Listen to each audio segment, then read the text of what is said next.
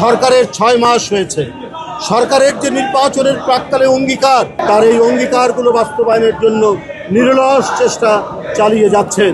গঠনতন্ত্রের অর্পিত ক্ষমতা বলে বিএনপির চেয়ারম্যান এবং গণপ্রজাতন্ত্রী বাংলাদেশ সরকারের মাননীয় প্রধানমন্ত্রী জনাব তারেক রহমান আমাদের 4 জনকে, আমি রুহুল কবির রিজভী, জনাব আমানুল্লাহ আমান, সাবেক ডাকসুর ভিপি জনাব ইসমাইল জবিউল্লাহ, সাবেক সরকারের সিনিয়র সচিব এবং আমাদের আরেক অকৃত্রিম ছোট ভাই ডাক্তার ডোনার অধ্যাপক ফরহাদ আলিম ডোনার 4 জনকে জাতীয় স্থায়ী কমিটির বিএনপির সর্বোচ্চ নীতি নির্ধারণী ফোরাম, সেই ফোরামের জাতীয় স্থায়ী কমিটির সদস্য মনোনীত করেছেন।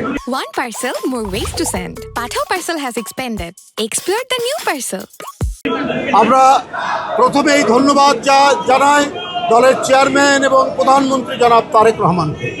আমরা কিছুটা ভয় এবং আনন্দ সহ বলছি, যে আশা যে ভরসা নিয়ে আমাদেরকে দায়িত্ব দেওয়া হয়েছে, আমরা আশা করি 4 জনই সেই দায়িত্ব নিষ্ঠার সাথে পালন করার চেষ্টা করব। সেই জন্যই বলেছি, কিছুটা আশঙ্কা এবং কিছুটা আনন্দ দুটোই আমাদের মধ্যে আছে। আমরা ঠিকমতো দায়িত্ব পালন করতে পারবো কি, কিন্তু সব মিলিয়ে আমাদের আশাবাদ যে আমরা এই দলের একেবারে ছাত্র জীবন থেকে, ছাত্র রাজনীতির সরিয়া থেকে আমরা শুরু করেছি। আমি আমানুল্লাহ আমান, ফরহাদ আলিম ডোনার, এবং যদিও উনি সরকারি চাকরি করেছেন, কিন্তু হৃদয়ের মধ্যে জাতীয়তাবাদী চেতনা ওনার সবসময় ছিল, ছাত্র জীবন থেকেই ছিল এবং গুরুত্বপূর্ণ ভূমিকা পালন করেছেন তিনি অবসর নেওয়ার পর।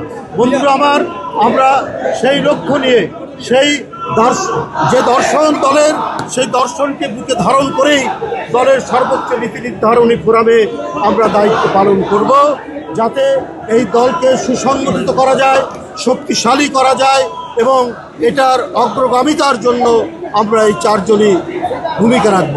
বন্ধুরা আমার, আপনারা জানেন যে সরকারের 6 মাস হয়েছে।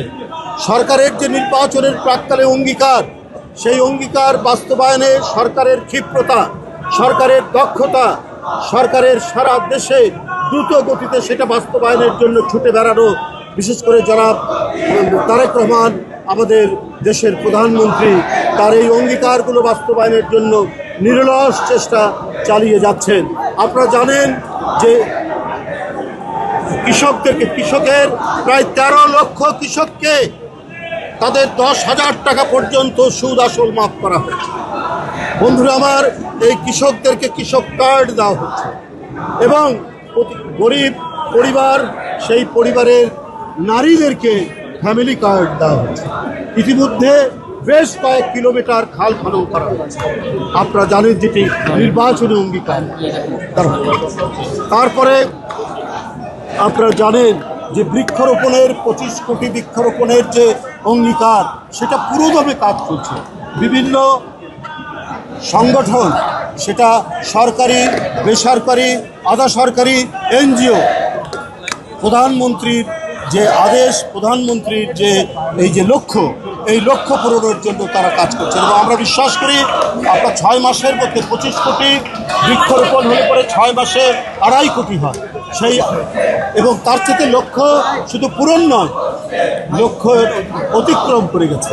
বন্ধুরা আবার শুধু তাই নয়, ইমাম মুয়াজ্জিন সহ বিভিন্ন ধর্ম সম্প্রদায়ের ধর্মীয় গুরুদের যে সম্মানী, সেটা দেওয়া শুরু হয়েছে।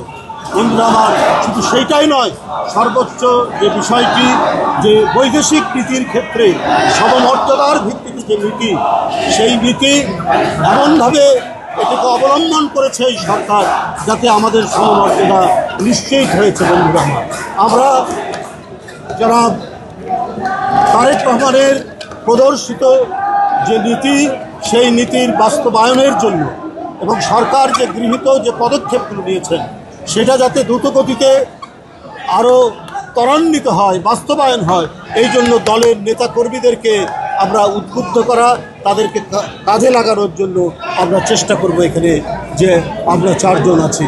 বন্ধুরা আমার, আমরা চাই যে জনবান্ধব সরকার, জনগণের স্বার্থের সরকার এবং নির্বাচিত সরকার, অবাধ সুষ্ঠু নির্বাচনের সরকার, এই সরকার জনগণের স্বার্থের বাইরে এক ধাপ দেবেন। জনাব তারেক রহমানের কোনো ব্যক্তিগত স্বার্থ নাই, তার জীবন, তার মন সব কিছু দেশের জন্য তিনি উৎসর্গ করেছেন। যেমন তার মা করেছেন দেশনেত্রী মরহুমা বেগম খালেদা জিয়া, যেমন তার পিতা এদেশের এক শ্রেষ্ঠ মুক্তিযোদ্ধা, স্বাধীনতার ঘোষক শহীদ রাষ্ট্রপতি জিয়াউর রহমান করেছেন। তাদেরই জ্যেষ্ঠ পুত্র তারেক রহমান যে কাজ করে যাচ্ছেন, সেই কাজ যাতে সুচারুভাবে সম্পন্ন হয়, সেই ব্যবস্থাটা আমরা সেটা যাতে ত্বরান্বিত হয়, এই জন্য দলের নেতাকর্মীকে আমরা সেই কাজে উদ্বুদ্ধ করে সেটা বাস্তবায়ন করব।